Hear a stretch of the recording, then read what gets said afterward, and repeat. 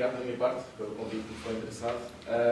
Espero poder contribuir para as vossas sessões técnicas, esperando que a apresentação que eu trago aqui hoje, que não sei, tentei que fosse técnica a um ponto a que fosse possível acompanhar, para explicar essencialmente em que é que consistiu o meu trabalho, quais é que foram os objetivos, em que fase é que estou, essencialmente por aquilo que eu tive que passar e também explicar a motivação de tudo o que surgiu e explicar como é que tudo foi desenvolvido desde a ideia até efetivamente à implementação das ideias e à realização dos estudos. Apenas só um pequeno enquadramento sobre mim próprio. O meu background é engenharia biomédica, eu sou aqui do técnico, aqui ao lado, e entretanto, após o mestrado em engenharia biomédica, eu enverdei pelo doutoramento em engenharia e gestão, que é aquilo que estou a terminar agora, e em particular estou a desenvolver doutoramento no contexto da empresa. Foi um desafio que me foi lançado na altura pela Siemens, pelo técnico e também em parceria com o Hospital Fernando Fonseca, o HFF, onde o Tomé estava na altura, exatamente, e o professor Henrique Martins também. E então lançaram este desafio e além disso também tive, entretanto, no âmbito deste projeto e também no âmbito das Siemens, tive entretanto alguma experiência, acompanhei mais ou menos de perto a implementação do processo clínico eletrónico do SORIA no HFF e também tive alguma experiência no âmbito de projetos do ciclo administrativo ou financeiro e também de excelência clínica já do lado das Siemens. Não funcionaste com o meu projeto, mas também tive alguma formação nesse âmbito. E pronto, aquilo que vos trago hoje é essencialmente quais que foram o principal trabalho já desenvolvido e quais é que são os objetivos da minha tese de doutoramento, que está agora na fase final e terminará dentro de 6 meses. Essencialmente vou explicar a motivação, os objetivos e os 3 trabalhos que já foram desenvolvidos ou estão a terminar o seu desenvolvimento e também o trabalho que vais desenvolver no restante do tempo, que é complementar ao resto que já foi feito. Em termos de contexto, como eu já referi, por altura de início de 2011, o Hospital Fernando Fonseca estava numa fase de implementação do processo clínico eletrónico transversal e de informatização transversal. E neste âmbito, e pela parceria que havia na altura entre o hospital e as Siemens, surgiu a ideia e o interesse de desenvolver um projeto de investigação cujo núcleo, o objetivo nuclear seria o apoio à codificação, mas que também pudesse trazer mais valor para a gestão além do apoio à codificação, sobretudo pelo facto de estar a implementar um processo, um sistema com dados sobretudo estruturados. Portanto, que não fossem sobretudo em texto livre, mas sobretudo estruturados. E então surgiu esta parceria tripartida, do qual surgiu o meu projeto de doutoramento e que tem sido um desafio interessante que eu vou tentar explicar. Em termos de motivação base, o núcleo do meu trabalho é essencialmente o processo clínico eletrónico. Eu trabalho com dados clínicos e, em particular, do sistema SORIA, que foi desenvolvido pelas Siemens e que, entretanto, por mudanças de mercado, passou para uma alteração da empresa, a área do IT na saúde saiu da empresa, foi comprada por uma empresa americana, pela Cerner, mas na altura foi desenvolvido com base no sistema SORIA que persiste hoje em dia. Qual é que é a motivação base? A motivação base é que hoje em dia nos sistemas de processo clínico eletrónico nós coexistem 2 tipos de dados. Existem dados não estruturados, dados narrativos, texto, e também existem os dados estruturados, como sejam em campos fechados. O equilíbrio entre estas 2 componentes é complicado e não há ainda o consenso. Existem vantagens e desvantagens de ambas as dimensões, obviamente, porque não só os dados não estruturados são, obviamente, preferidos pelos profissionais de saúde, dada a sua flexibilidade, e permitem, efetivamente, expressar aquilo que pretendem. Por outro lado, tem imensas limitações quanto à reutilização dos dados, seja para fins propriamente de prestação de cuidados, de reutilização dos dados para fins epidemiológicos ou até numa reutilização mais avançada de apoio à gestão e à própria prática clínica.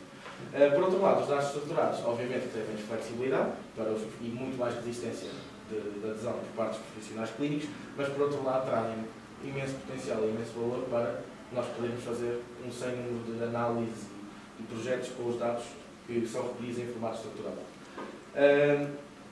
Portanto, o que é que nós assistimos? Nos últimos anos, essencialmente nas últimas 2 décadas, tem vindo a temática do processo clínico eletrónico focou-se muito inicialmente no desenvolvimento e na implementação destes sistemas. Estamos a falar nos últimos 20 anos. Essencialmente, houve um grande esforço e um grande enfoque em como desenvolver e como implementar estes sistemas. Hoje em dia, as taxas de informatização já são bastante altas.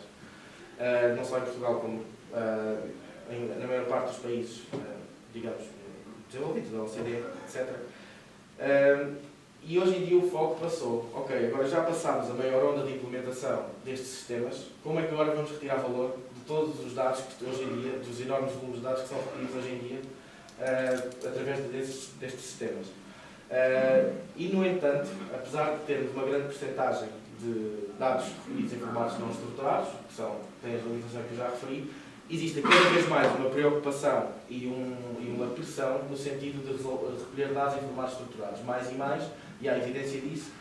Há uma crescente preocupação de transformar os dados, de manter as componentes narrativas do processo clínico eletrónico, mas aumentar a proporção de dados recolhidos em formato estruturado, como forma de possibilitar múltiplas análises a posteriori.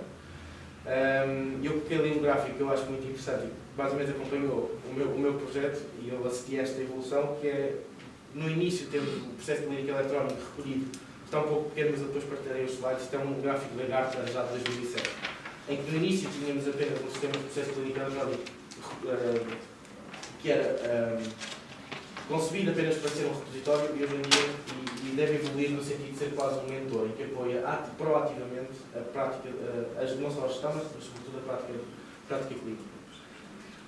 E pronto, considerando nestes grandes volumes de dados que são recolhidos com a utilização dos sistemas de processo clínico eletrónico, obviamente que o seu objetivo primário e o uso primário destes dados são a prestação de cuidados, portanto, registar e consultar para tomar decisões de prestação de cuidados, esse é o primeiro propósito. E outro tema que tem cada vez mais importância é o uso secundário destes dados. O uso secundário dos dados clínicos consiste em toda e qualquer utilização que seja dada aos dados que não seja diretamente relacionada com tomar decisões para prestar cuidados ao doente, ao paciente. Em particular, e porque o meu doutoramento é em Engenharia e Gestão, e porque eu estou sobretudo interessado nas áreas do apoio, em como criar métodos e modelos de apoio à gestão, eu foco nas duas utilizações dos dados clínicos, do processo clínico eletrónico, para codificação e para classificação dos episódios no âmbito dos grupos de diagnóstico homogéneo, os GDHs. Porquê? Porque são os principais focos e que têm impacto na gestão dos recursos e no planeamento das organizações de saúde, em particular dos prestadores. E eu foco sobretudo no setor hospitalar. Apenas um pequeno enquadramento, que penso que não será novidade, mas só para enquadrar e perceber porque é que eu me foquei no sistema, na codificação clínica, neste caso estamos a falar em ICD, e na classificação GDH, na classificação de episódios. Porque este processo consiste é o elo de ligação entre a componente clínica dos dados e o modelo de financiamento e a gestão de recursos num hospital. E é por isso que eu foco neste âmbito. Em que é que consiste este processo? Muito sumariamente, o processo clínico é consultado por profissionais de codificação, é atribuído um conjunto de códigos de diagnósticos e procedimentos, no nosso caso ainda é ICD-9-CM, em breve passará para ICD-10-CM. Este conjunto de códigos são agrupados por uma ferramenta que atribui um código GDH, um grupo GDH, a cada um dos episódios, e a esse código GDH estão associados padrões esperados de consumo de recursos. Este é o conceito base do GDH. Quais é que são os principais desafios e o potencial, os principais desafios da configuração atual do sistema de codificação de clínica e agrupamento GDH, e também interligados com o potencial da crescente disponibilidade de dados em formato estruturado? Não só temos, neste momento, a configuração atual, tipicamente, a codificação e a classificação dos episódios só. Além disso, a codificação, como é sabido, é uma realidade mundial e estabelecida. A codificação representa um trabalho bastante considerável, um trabalho administrativo bastante considerável. Além disso, os prestadores de cuidados, apesar de serem recolhidos inúmeros dados durante os episódios, durante a estadia do doente no hospital, esses dados não são utilizados de forma nenhuma para apoiar a gestão de recursos, de eventuais necessidades, e é isso que nós pretendemos abordar neste projeto. E o que é que observamos? Olhando, e como isto é um projeto de investigação, nós temos que ir olhar para aquilo que já foi feito e tem vindo a ser feito lá fora e na literatura em particular. O que é que tem vindo a ser feito? Há uma tendência há inúmeros estudos que tentam automatizar, apoiar qualquer designação, a codificação clínica. Qual é a principal característica deste estudo? É tudo baseado em texto livre. Qual é o problema de serem baseados em texto livre? funcionam bem, certo, mas a verdade, e isso também já foi comprovado e também já tive a oportunidade de discutir em inúmeras realidades, o facto de usarmos metodologias que se baseiam em texto livre faz com que seja muito difícil generalizá-las. Porque as características de cada conjunto de dados, de cada tipologia, de cada língua, de cada idioma, as ferramentas que estão disponíveis para cada língua e para cada contexto em particular, e o contexto clínico é bastante complicado, ainda são um pouco limitadas, e ainda são limitadas o suficiente para dizermos que ainda não são uma solução generalizada. E é por isso que ainda há aqui espaço para explorar como é que vamos usar dados estruturados para apoiar a codificação. Por outro lado, temos vindo a observar que existem inúmeros estudos, já foram feitos inúmeros estudos de como prever o tempo de internamento, como prever a faturação, os custos dos episódios clínicos, mas mesmo em relação aos dados clínicos e como é que vamos prever quanto é que este paciente vai custar, quanto é que vamos faturar com este paciente, já existem esse tipo de estudos. No entanto, têm vindo sempre a ser baseados em algo que é muito direcionado para o contexto em questão e, com isto digo, que têm sido direcionados para, que têm sido sobretudo baseados num conjunto muito específico de variáveis que muitas vezes não são construídos, são metodologias que não são construídas de forma escalável ou generalizável, e é por isso que nós vimos que existia espaço para desenvolvermos nesse sentido. E como bom projeto de investigação, o que é que se faz? Formulam-se perguntas de investigação. Ou o que é que nós podemos, com base na realidade atual e em algum potencial, possamos. Eu também coloquei aqui algum texto para que, quando fossem partilhados os slides, para que fosse mais fácil seguir. No entanto, eu vou explicar essencialmente aquilo que nós pretendemos responder neste projeto em particular. O primeiro muito bem, é facto que temos cada vez mais disponibilidade de dados estruturados. A primeira pergunta é como é que efetivamente nós conseguimos pegar nesses dados que são recolhidos num hospital, numa base de dados, não estão num formato que nós possamos pegar nele e fazer o que quisermos diretamente. Portanto, como é que os transformamos de forma a que possam ser utilizáveis para aplicarmos metodologias de modelos de supervisão, etc. Uma vez abordando esta questão de como pegar nos dados e torná-los utilizáveis para este efeito, como é que vamos construir uma metodologia de apoio à codificação com base em dados estruturados? Este é o segundo estudo. E o terceiro muito bem, temos uma metodologia e temos os dados processados e trabalhados, como é que nós conseguimos?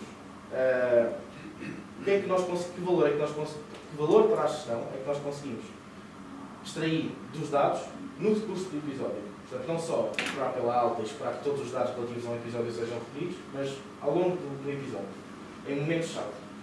E por último, um pouco para complementar isto tudo, e é o trabalho futuro que me falta desenvolver nos meses que faltam de projeto, temos estas metodologias todas montadas, mas obviamente que encontramos limitações. Como é que podemos resolver estas limitações? Seja em qualidade. Como é que fazemos uma análise sistemática dos problemas que existem nos dados? E como é que podemos propor estratégias para resolver estes problemas que possam melhorar tudo aquilo que construímos antes? Melhorar o desempenho, essencialmente tudo aquilo que construímos antes.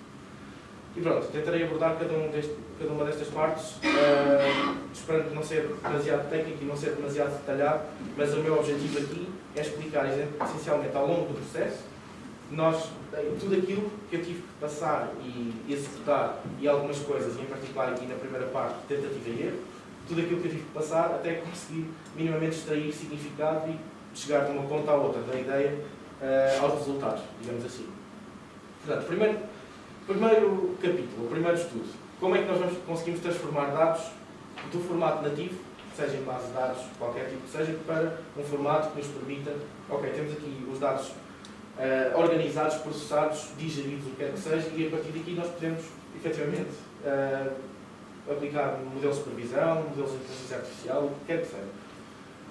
Qual é que é o problema? É exatamente isso que eu disse. Nós, tipicamente, temos os dados clínicos em base de dados, e não são necessariamente bases de dados relacionais, já existem outros modelos de base de dados em utilização, como sejam bases de dados XML, bases de dados NoSQL, que não sejam em formato de tabela relacional, mas numa mega tabela. Mas, essencialmente, nós vamos sempre acabar por ter um conjunto, um grande volume de registros, que sejam um campo, a designação de um determinado campo, seja um diagnóstico, seja uma medicação, seja um procedimento, seja um campo, uma avaliação, o que quer que seja, vamos ter o correspondente valor e vamos ter, tipicamente, um carimbo tempo e hora, mas essencialmente se nós reduzirmos na sua essência a estrutura dos registros, nós conseguimos decompô-los desta forma.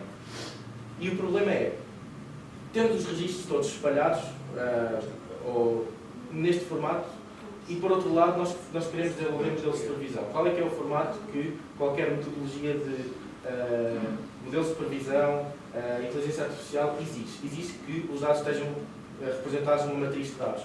E uma matriz de dados não é mais do que termos as instâncias, que são as nossas observações, em estatística, observações, instâncias, data points, como queiram designar. Temos, nas linhas temos essas instâncias e nas colunas temos os atributos com os quais estamos a caracterizar estas instâncias. Em inglês são tipicamente designadas por features, podemos designar em português por atributos ou variáveis, ou equivalente a variáveis, independentes, no âmbito da estatística. Como é que vamos transformar? Sabendo da especificidade dos dados clínicos, como é que vamos conseguir transformar os dados do formato de base de dados em que estejam para um formato matricial, matriz de dados, para que possamos utilizá-los à posterior. E pronto, em primeiro lugar, estruturamos o que é que temos que trabalhar. Temos uma ou mais bases de dados. Os dados clínicos podem estar espalhados por mais do que uma base de dados ou mais do que um sistema.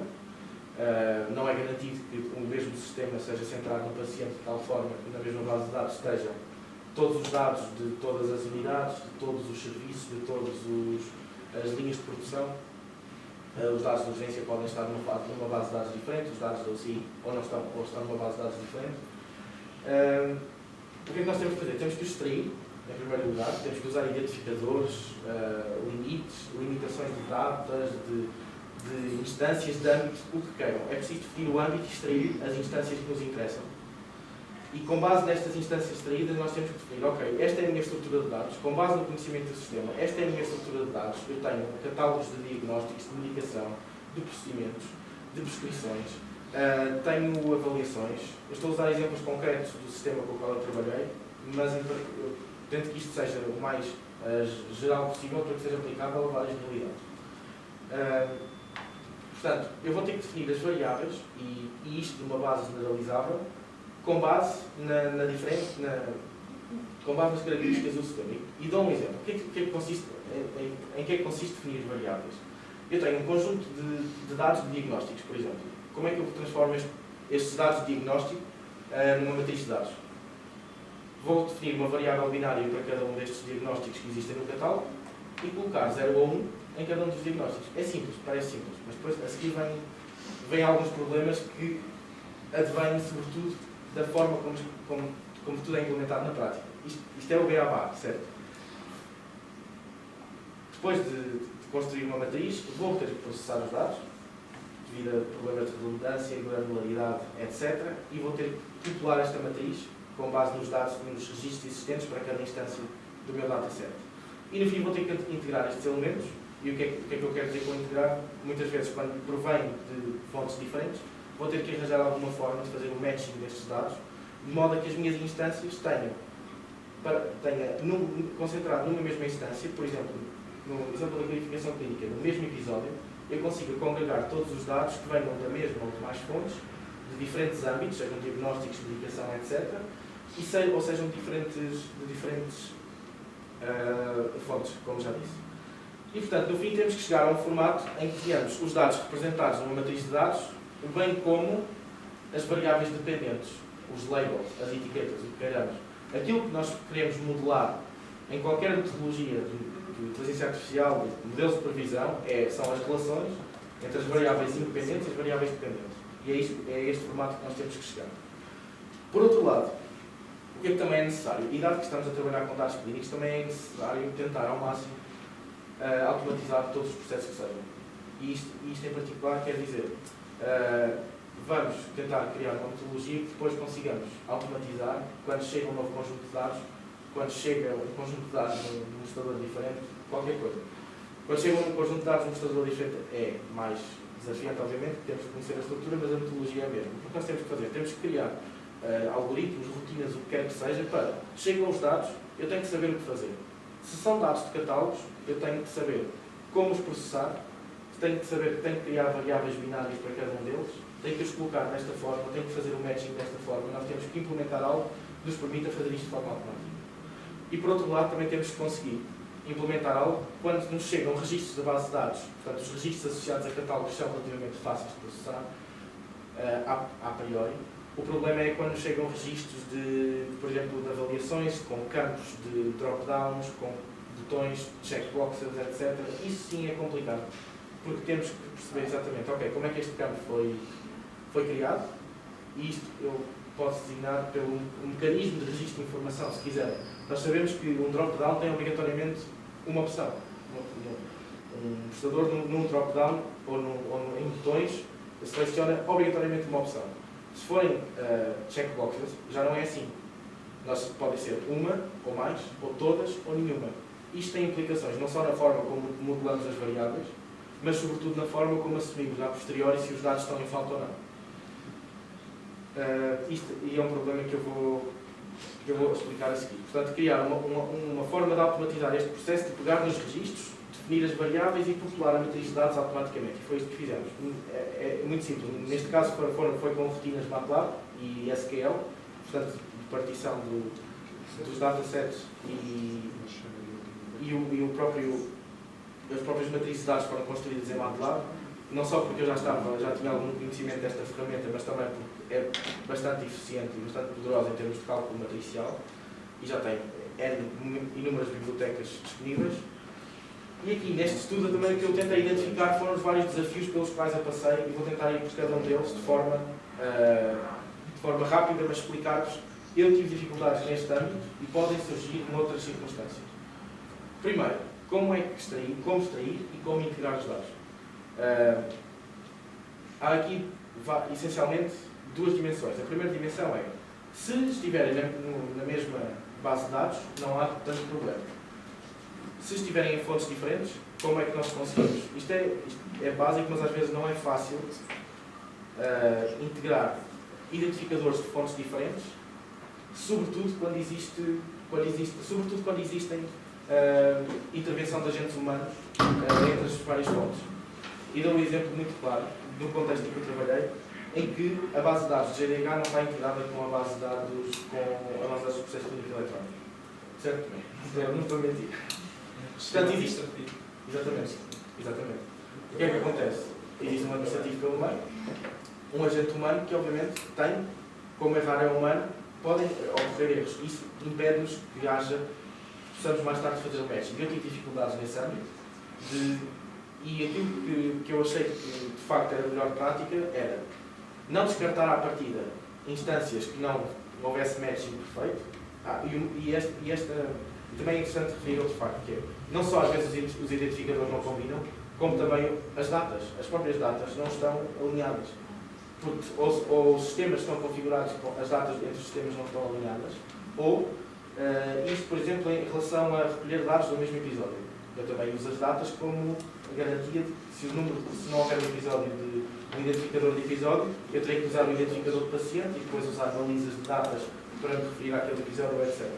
Mas, por exemplo, se a alta no processo clínico eletrónico não for dada ao mesmo tempo que o sistema administrativo, eu não vou ter esse match. Ou seja, foi necessário ir, muitas vezes, caso a caso, perceber o que é que estava a passar, de forma a que eu não perdesse demasiados dados, porque não havia matching correto.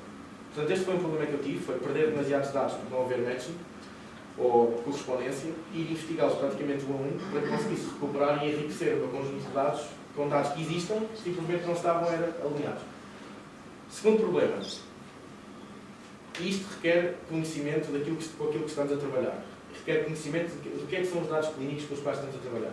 Como identificar corretamente o tipo de variáveis? Estamos a falar de variáveis categóricas, binárias, ordinais, numéricas, discretas, contínuas. E dou um exemplo.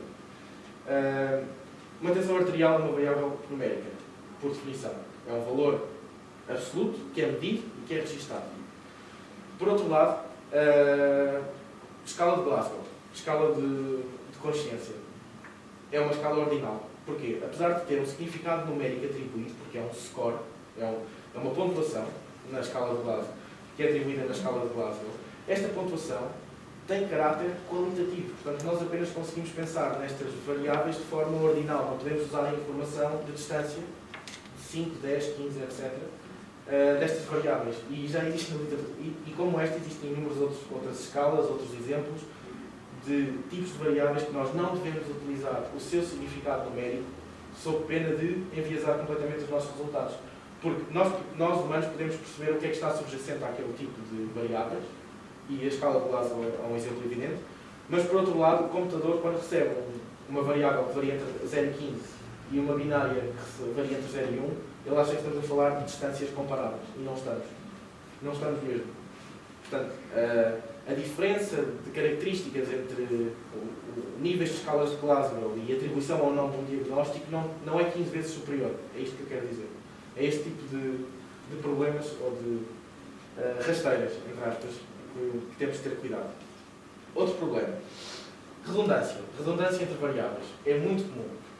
Como seja, quando são utilizados, por exemplo, em bases de dados diferentes, ou imaginemos que temos um sistema numa unidade, um sistema propriamente dito diferente numa unidade e noutra, num serviço e noutro. E são utilizados catálogos diagnósticos diferentes nos dois serviços. Se nós formos recolher os dados e definir uma variável binária para cada um dos diagnósticos, das entradas únicas que encontramos no nosso conjunto de dados, nós vamos ter redundância, porque possivelmente hipertensão arterial ou qualquer patologia que seja, se não tiver a mesma designação em ambos os catálogos, nós não vamos conseguir, vamos estar a criar uma dispersão enorme dos dados e redundância dos dados, o que nos adultera completamente o conjunto de dados. O que é que é necessário? É necessário que seja tudo mapeado, dentro da mesma área, dentro do mesmo tipo de conceitos, é necessário que seja tudo mapeado para um catálogo uniforme e só depois é que nós construímos a nossa matriz de dados. Senão, não faz sentido. E o mesmo se aplica quando não existe uma obrigatoriedade de usar o mesmo nível de granularidade, que um clínico possa registrar hipertensão e outro clínico, na mesma situação, possa registrar hipertensão essencial, secundária, primária, não especificada, por exemplo. Usar nível de especificidade diferente. Isso também provoca redundância. Outro desafio. Como e quando assumir que há dados em falta e como abordar essa questão dos dados em falta. Dependendo do mecanismo com o qual são registados os dados, devemos ou não assumir que os dados estão em falta. E quando eles estão em falta, por exemplo, a ausência de um diagnóstico implica que não vamos assumir que esse dado está em falta, vamos assumir que esse dado é zero. Mas, por outro lado, a ausência de um registro de tensão arterial, vamos assumir que ele está efetivamente míssil, ao zero. E como é que vamos? Eliminamos aquela instância que não tem o dado, eliminamos aquela variável que tem muitos dados em falta, vamos atribuir àqueles dados em falta o valor médio das outras instâncias. Quais são as implicações disto? Isto é outro problema e que também tivemos que... E por último, acho que muitas vezes, com o mesmo parâmetro, é medido várias vezes ao longo do episódio, como é que vamos colapsar toda esta informação numa mesma entrada de matriz de dados. Por exemplo, várias medições de glicemia, como é que vamos colapsar isto tudo numa média, por exemplo, sem perder informação? Claro que vamos perder informação. Por exemplo, temos que criar variáveis à medida, por exemplo, um valor mínimo, um valor máximo, que nos minimiza a perda de informação quando estamos a passar dos dados do seu formato nativo para o formato da matriz de dados. E pronto, este foi o conjunto de erros e problemas que fomos encontrando, de caráter técnico e também de caráter tentativa e erro. E isto permitiu-nos chegar a uma matriz de dados com os quais pudemos, a seguir posteriormente, trabalhar e fazer coisas minimamente interessantes. Vou passar à frente desta parte. E agora a parte do apoio à codificação, utilizando a metodologia que expliquei antes, como é que neste projeto foi implementada uma metodologia de apoio à codificação com base unicamente em dados estruturados. E, obviamente, o objetivo deste trabalho sempre foi como retirar o significado dos dados clínicos de forma a apoiar a codificação. Neste momento é uma verdade que a codificação não pode ser completamente automatizada, nem se pretende que seja. Portanto, este é um ponto assente a priori neste estudo em particular. Mas o nosso desafio foi como é que nós, usando todos os dados estruturados presentes no processo clínico eletrónico, como é que conseguimos prever a codificação de cada episódio. Montámos uma metodologia que, por um lado, que começa com toda a componente de processamento de dados que eu expliquei anteriormente, até chegarmos no formato de matriz de dados e a seguir temos várias componentes. Temos uma componente de seleção de variáveis. Só para vos dar um exemplo em particular, eu trabalhei com um conjunto de dados de cerca de 5.000 episódios e os dados estruturados deste sistema em particular, utilizando os catálogos que estavam no sistema, fazendo o mapeamento, fazendo a minimização de redundância, etc., que falei antes, eu cheguei ao fim com praticamente 5.000 variáveis também. 5.000 variáveis é um desafio para estatístico, é um desafio computacional, tem artefactos e é preciso atacar isto antes de fazermos o que quer que seja. Isto faz com técnicas de seleção de atributos, feature selection, em particular com técnicas de filtros que se baseiam, e espero não estar a ir demasiado ao detalhe técnico, mas é importante perceber aquilo em que tive que pensar a cada passo da investigação. Tínhamos uma matriz de dados que sabíamos que ia ser gigante. Como é que vamos diminuir isto, de modo a selecionar apenas atributos relevantes e pegar nesses atributos, e aí assim é que vamos tentar prever a codificação, ou apoiar a codificação. Utilizando técnicas como eu referi, de seleção de variáveis. Conseguimos chegar a um conjunto mais pequeno, com base em características intrínsecas dos dados, princípios de teoria da informação, princípios heurísticos, princípios probabilísticos, conceitos probabilísticos. Conseguimos descobrir padrões e características dos nossos dados que nos permitem selecionar variáveis que sejam muito mais relevantes para prever a codificação do que outras. Este é o objetivo. Apenas para não saltar à frente, este foi o processamento de dados que eu fiz, vou passar à frente porque está aqui em detalhe, mas fica na apresentação para futura referência. Fiz essencialmente tudo aquilo de simplificação e de todos os procedimentos de simplificação que referi anteriormente. Em termos de seleção de atributos e escolha dos modelos de inteligência artificial em particular. Qual é que foi o nosso objetivo aqui? Temos um conjunto de episódios históricos. Como é que nós podemos aprender as relações e as tendências, os padrões que estão no nosso conjunto de dados históricos de episódios para extrapolar no futuro para novos episódios, novas instâncias, como é que os modelos se devem comportar, que codificação fazer em particular. E esta foi a abordagem utilizada, é análoga a todos os outros estudos, 98% dos estudos que encontramos na literatura. É essencialmente o mesmo, pegar em dados narrativos, construir modelos de inteligência artificial e que esses modelos sejam testados de forma a ver como é que eles conseguem prever a codificação com base no conjunto de dados históricos. Chama-se a área de aprendizagem supervisionada. Temos o conjunto de dados histórico, temos o conjunto de códigos que foi atribuídos a este histórico e como é que vamos conseguir modelar as relações entre os dados clínicos e os códigos atribuídos no passado. Aqui entra também outra questão, que é quando nós vamos investigar o que é que podemos usar. E o que é facto é que nos deparamos com inúmeras opções de métodos, de modelos, de abordagens que possamos usar em cada contexto. E o que é facto é que não existe uma receita axiomática que nos diga, nesta situação, deve ser usado este modelo e aquele, etc. Não existe isso e a decisão tem de ser feita caso a caso, com base na dimensão do nosso conjunto de dados, do nosso conjunto de variáveis, no nosso poder computacional e naquilo que pretendemos obter. Tem que ser feita com base nas características do nosso conjunto de dados. São sobretudo dados numéricos, são sobretudo dados categóricos ou binários.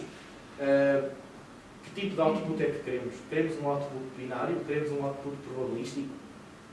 Isto é todo o tipo de critérios que têm que entrar na escolha de modelos. E como não há nenhuma receita início, o que se faz num trabalho deste tipo é, vamos testar várias combinações de métodos de seleção de atributos e de aprendizagem automática e vamos ver qual é a combinação que se comporta melhor nos nossos dados. Ainda na componente técnica, o que é necessário? É necessário escolher parâmetros. Todos estes tipos de modelos, sejam árvores de decisão, classificadores bayesianos, regressão logística, que é um modelo mais estabelecido e até mais simples na literatura, e até revelou ser o melhor, e máquinas de suporte vetorial, são modelos mais simples ou mais complexos, todos eles têm intrinsecamente parâmetros associados. Esses parâmetros têm que ser otimizados e tipicamente num formato de pesquisa de grelha. Portanto, vamos definir intervalos de variação dos vários parâmetros do modelo, seja os limiares de classificação, sejam as penalizações atribuídas nas máquinas de suporte vetorial, sejam o número mínimo e máximo de instâncias nas árvores de decisão. Existe um determinado número de parâmetros que devem ser ajustados afinados em cada tipo de modelos, e isso é tipicamente feito. O problema de modelos de previsão, nós vamos ter várias classes atribuídas a cada instância. Nós sabemos que um episódio pode ter um ou mais, neste momento um até 21 códigos, aliás, diagnósticos e procedimentos. Portanto, nós não sabemos à partida quantos códigos vão ser atribuídos a cada episódio. Portanto, o que nós temos que fazer é decompor este problema em todos os códigos. Portanto, vamos, em vez de olharmos para a dimensão do episódio, vamos olhar para a dimensão do código e vamos ver como é que vamos decompor este problema. E a forma mais comum é de decompor problemas de classificação binária. Nós vamos construir modelos binários que prevejam a atribuição ou não de cada código a cada episódio. É assim que funciona. Por fim, como é que se faz a avaliação e a análise deste tipo de estudos? O nosso caso de estudo, só muito sumariamente, cerca de 5.000 episódios, como eu já referi, quase 5.000 variáveis. Com os métodos de seleção de atributos, nós selecionámos 50 variáveis apenas, que explicavam grande parte da variância do conjunto de dados. Podemos ver como outro problema associado à codificação é o facto dos códigos serem muito dispersos. O nosso conjunto de dados é muito disperso. Não só temos nos 50 códigos mais frequentes cerca de 50% das ocorrências de códigos, portanto, em 6 meses foram atribuídos mais de 22 mil códigos. Isto é um exemplo concreto.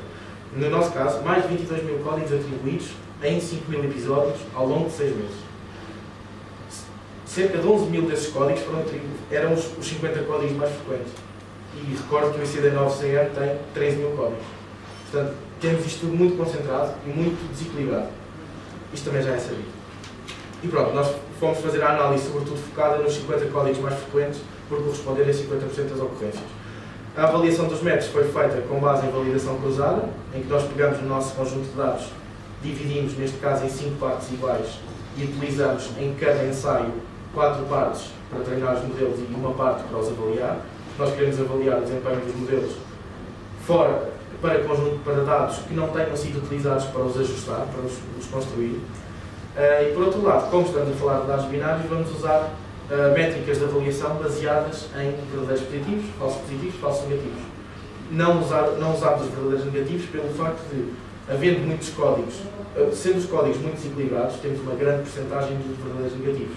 Isso influencia ou enviesa, se quiserem, as métricas do apoio à codificação para os 544 códigos mais frequentes, que correspondem sensivelmente a 90% das ocorrências, como é que os modelos se comportam. E obviamente que quanto mais raros forem os códigos, mais difícil é prevê-los. E aí sim, notamos um decréscimo do desempenho e aqui obviamente seria necessário outro tipo de abordagem. Já fui dizer as conclusões ao longo disto e sem querer alongar-me demasiado, vou só explicar o que é que foi feito nesta terceira parte de como utilizar os dados estruturados para apoiar a gestão, não só na codificação e na caracterização clínica dos nossos pacientes, mas também em termos de outras variáveis com interesse para a gestão. Portanto, como é que vamos utilizar os dados que são recolhidos ao longo do episódio? Tipicamente, as abordagens consistem em utilizar os dados de forma retrospectiva. Nós temos o conjunto de dados já todo recolhido, vamos fazer todo aquele processamento de construção do dataset, aplicar modelos, avaliá-los, etc. Aqui nós queremos, por outro lado, perceber como é que vamos incrementalmente, como é que nós pegamos num conjunto de dados, como é que nós conseguimos avaliar qual o potencial de previsão em diferentes áreas ao longo do curso do episódio, considerando que os episódios não começaram todos ao mesmo tempo, certo? Temos episódios que são completamente desalinhados. Estruturação do problema, o que é que nós pensamos? O que é possível ou o que é que seria de interesse analisar? Prever a classificação GDH, diretamente a partir durante o episódio, prever qual a categoria ICD, aqui reduzimos um bocadinho o âmbito, se conseguimos caracterizar clinicamente aquele paciente à partida, se conseguimos prever o código de GDH que vai ser atribuído, se conseguimos prever o tempo de internamento em dias e se ele vai ser ou não um outlier em relação ao GDH que foi atribuído. Portanto, o GDH tem atribuído um limiar mínimo e máximo, fora do qual os episódios são considerados outliers e, portanto, o modelo de pagamento é diferente. E, por outro lado, se conseguimos ou não prever os procedimentos, pegando os códigos de procedimentos, também do ICD, se conseguimos ou não prever este tipo de códigos. utilizámos os mesmos modelos de regressão logística que já tínhamos usado anteriormente e regressão linear e log linear para o tempo de treinamento e fomos analisar o conjunto de dados completo. Fomos analisar também, subdividindo o nosso conjunto de dados em grandes categorias de diagnósticos, se aumentaria a uniformidade dos dados e se mitigaria alguns dos artefactos que observamos. Portanto, nós temos as grandes categorias de diagnósticos 4 e 5 muito mais representadas, respiratórios e cardíacos, obviamente, porque os dados só de medicina interna estão muito mais presentes. E fomos subdividir o dataset nessas categorias para aumentar a homogeneidade dos dados. E também quisemos perceber qual o valor da informação e, em particular, qual o valor dos diferentes blocos de informação, como sejam diagnósticos, medicação, prescrições, avaliações, etc., que valor é que trazem para o desempenho dos modelos de previsão. Só para explicar, muito rapidamente, como é que pensámos em construir estes modelos, nós tínhamos um conjunto de dados original, que tinha lá os dados todos dos episódios, e pensámos, nós queremos avaliar o desempenho ao fim de 1 hora, 4 horas, 8 horas, 12 horas da admissão. Então vamos criar uma base de dados que tenha todos os dados recolhidos na primeira hora de cada episódio, todos os dados recolhidos nas primeiras 4 horas e assim sucessivamente. E depois aplicar a mesma metodologia de processamento, a seleção de variáveis, modelos de previsão, a cada um destes dados, deste subconjunto de dados, que vão tendo posteriormente mais informação. Avaliar estas diferentes variáveis ao longo do tempo e avaliar o valor da informação, como eu já referi. Não é suposto ver os números, é suposto só ver padrões. Obviamente que, e naturalmente, observamos para algumas dimensões, e neste caso para as categorias de ICD, em que estamos a olhar para os códigos, para a caracterização clínica dos episódios de forma mais genérica, conseguimos ver não só melhorias no desempenho, e conseguimos ver, e nós fizemos a análise até às primeiras 120 horas. Conseguimos ver aumento significativo em muitos, ou seja, passar do verde, do vermelho para à esquerda, vermelho nas primeiras horas, obviamente que os modelos têm péssimo desempenho porque quase não têm dados para os quais utilizar, mas isto é normal, isto era expectável. Mas aquilo que esta análise pretende, já sabíamos que o desempenho à partida melhora, mas então, melhora quando? E o que é que influencia estas melhorias? E até que ponto é que conseguimos prever certas coisas a partir dos dados? É isto que nós queríamos responder. E aqui... Qual é que é a legenda ali daquele gráfico? Esse aí mesmo. Okay. As cores? Laboratório. E se isso pode enriquecer o nosso conjunto de dados, sugerindo diagnósticos, sugerindo prescrições a partir de diagnósticos e vice-versa. Sugerir diagnósticos a partir de prescrições, etc. Isto num âmbito obviamente limitado, mas perceber se esse enriquecimento dos dados tem ou não impacto. E agradeço a vossa atenção, espero não ter alongado demasiado e obviamente dúvidas ou perguntas que tenham. Obrigada. Realmente acho que é uma apresentação muito boa, meus parabéns. Pelo menos eu acho que... Foi demasiada informação. Quando falas que os sistemas só conseguem registar 21 códigos, tu falaste em 21 códigos, que sistemas é que estás a falar? Eu 21, mas devia ter dito 30. Eu digo porquê? Porque na altura que fiz o trabalho ainda eram 20. Ok. Foi por isso. São 30, são 30. São 30, é o principal e 29 adicionais. Exatamente. Aquilo que eu queria dizer, sobretudo, era que nós não conseguimos saber à partida quantos códigos vão ser atribuídos. Sabemos que é naquele intervalo, agora são 30. Na altura eram 20, aliás, e foi a mensagem em relação a isso. O computador só comporta 30. Exatamente. Agora os sistemas possam registrar mais, mas não o chefe de... Sim. Em todo caso, a forma como se decompôs o problema de irmos prever todos os códigos um a um não está limitada pelo limite imposto de códigos. Certo. É sempre um ponto. Tenho ainda algumas dúvidas, mas um bocadinho mais genéricas. Mas primeiro, quando falo de diagnósticos, é o diagnóstico principal. E adicionais também. Sim, mas É o principal e os adicionais. Todos que estão. Era uma dúvida que isso no âmbito da codificação. Exatamente. Mas também é importante fazer a distinção para os diagnósticos que existem no processo clínico. Existem diagnósticos atribuídos no processo clínico, que são selecionados com base em catálogos, que estão lá carregados, sim, e estas variáveis são utilizadas como base para os modelos de previsão. Integram, exatamente. E agora só em termos de números mais novos. Foi um estudo que tem informação de quanto tempo? 6 meses. 6 meses. Sim, bastante limitado. Em termos temporais. Qual é as datas? Janeiro de 2013, junho de 2013. Isto envolve mais ou menos, não sei se tem ideia, quantos doentes? Isto é um volume? São 5.089 episódios. Cerca de 4.200 doentes diferentes. Há doentes... Pois, claro, tem vários. 4.200 a 4.300. Sim, eu já fiz essa média. É até pouco, não é? Pois não tem. Sim, por ser medicina interna. Ok. É medicina, exatamente, era isso. Portanto, só foi um serviço. Sim, o conjunto das medicinas internas todas. Sim. Mais infecciologia, mais gastroenterologia, mais pneumologia, especialidades médicas. Daí a tua amostra de diagnósticos ser muito reduzida. Porque não há muita. esses serviços restringem muito os diagnósticos que são. Quer dizer que o potencial explicativo poderia aumentar se tivesse mais informação dramática. Sim. Quando disseste que tens. Eu estou a tentar postura. Sim. Já tivemos obras que não é assim. Eu estava aqui a achar estranho.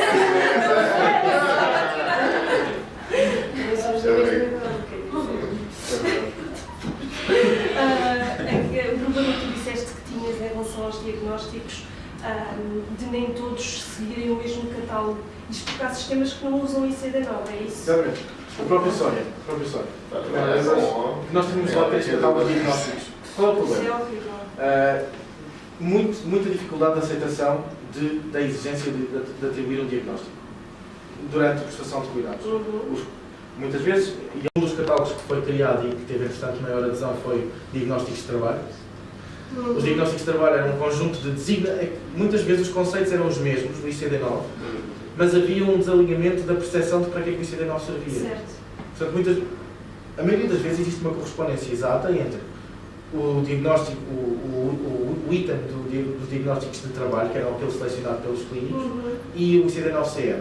Mas a designação é diferente. E a designação ser diferente e ser mais, e com a qual os clínicos têm maior afinidade e estão habituados a utilizar, faz com que resulte e funcione. Claro. Portanto, isso é um problema técnico, um bocado a montante do meu trabalho, mas que eu sinto as repercussões diretamente.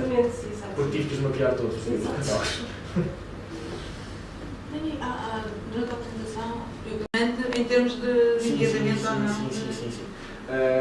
A solução foi mais trabalhar, sobretudo, em perceber quais as variáveis que devemos pensar que estão em falta ou não. Portanto, com base no mecanismo de registro de informação, caso a caso, de campos. Portanto, isto envolve trabalho exaustivo de listar os campos todos que existem no processo de desenho e perceber em que contexto é que são avaliados. Se são avaliados com drop-down, com botão, com checkbox, etc. E perceber se a ausência de registro implica o valor zero ou o dado em falta. Quando o dado está em falta, e uma vez que só foi em cerca de 2% das variáveis, nós eliminamos a variável. Portanto, a percentagem, neste caso, nós só estávamos a trabalhar e na codificação não utilizámos os dados do laboratório. Um bocado por meio termo, porque os codificadores não codificam com base no laboratório. Não utilizámos os dados do laboratório, esses sim teriam muitos valores em falta e seria um grande conjunto de variáveis. Exatamente, o impacto grande. Portanto, optámos por eliminar, nesta parte da codificação, no estudo da codificação, eliminámos as variáveis que tinham valores em falta. Eram poucos, sobretudo eram poucas variáveis.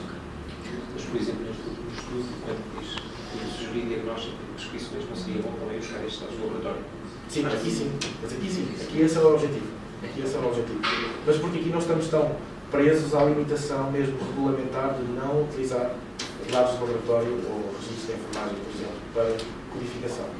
Portanto, é importante pensar que este tipo de modelos também temos que pensar na aceitação depois na prática.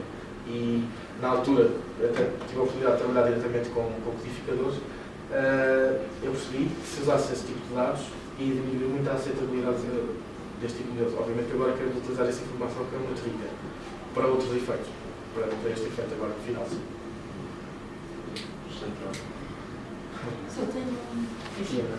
a ver se eu consigo me explicar. A minha opinião. Tu estavas a dizer que tu escolhes determinadas variáveis, no fundo, para fazer uma projeção, ou qual é o potencial diagnóstico, ou o potencial GDH que tu vais atribuir ao episódio. Sim. E tu vais ter que determinar quais são as variáveis que são importantes, porque tu tens milhares de variáveis. Sim. Mas depois não há umas que, em função de outras, se anulam. Exatamente. Isso é Se o tu tiveres um objetivo. doente que tem uma determinada idade, aquele fator de idade, o fator género, Certo. pode determinar. Certo. Para um determinado diagnóstico de trabalho, mas para outro, a idade não tem interesse nenhum ou não vai pesar. Sim. Mas independentemente do tipo de parâmetros que estejamos a prover. No caso do GDH em particular, há duas abordagens para fazer isso. Ou vamos fazer caso a caso e vamos perceber, listar à partida quais é que são as variáveis que são consideradas relevantes e quais não são. Por episódio? Por código, por exemplo. Ok. Para o GDH, primeiro coisa, craniotomia, CCCs, etc. Vamos, à partida, utilizar o conhecimento clínico, vamos listar as variáveis que consideramos importantes para este GDH e correr deles com base nelas. Isso é o princípio tipicamente feito.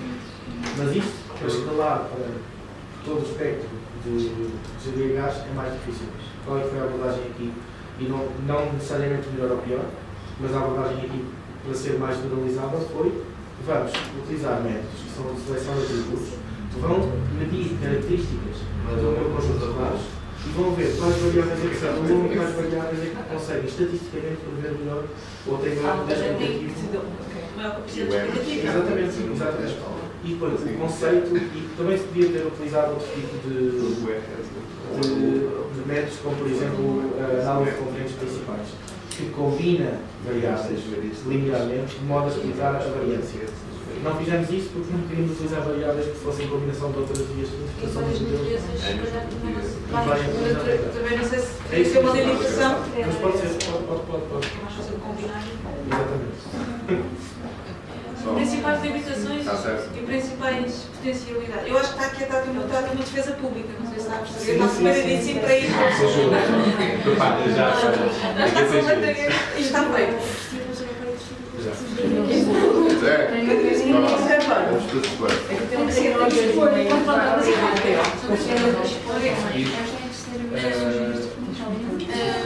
Era só Limitações. Acredito que a minha abordagem é transversal a outros sistemas, por simplesmente o conjunto de dados e a natureza dos dados, o tipo de catálogos, etc., que vou encontrar e a porcentagem de dados em formatos estruturados vai ser diferente. Portanto, a limitação é não ter conseguido perceber, testar noutros contextos, qual a generalizabilidade da metodologia. O principal potencial é que isto ainda dá alguma informação para... Há códigos, seja GDH, seja códigos e CDs, que são efetivamente previstos com bastante precisão, e às vezes códigos muito específicos, como artrite reumatoide, por exemplo, 90%, 95%. E também a análise detalhada que foi feita de potenciais fatores explicativos e problemas dos dados encontrados, eu acho que podem ser utilizadas para a própria gestão e implementação do processo clínico para explicar estas decisões de implementação têm influência na utilização dos dados que podem dar a posteriori. Portanto, é isso que eu acho. É isso que eu quero. Obrigada. Não sei se sabe, o Porto Centro já tem questões ou não tem questões? Não, ainda não. Então se calhar Se ainda não. vamos Eles colocam nos encerrar. Obrigada. Obrigada.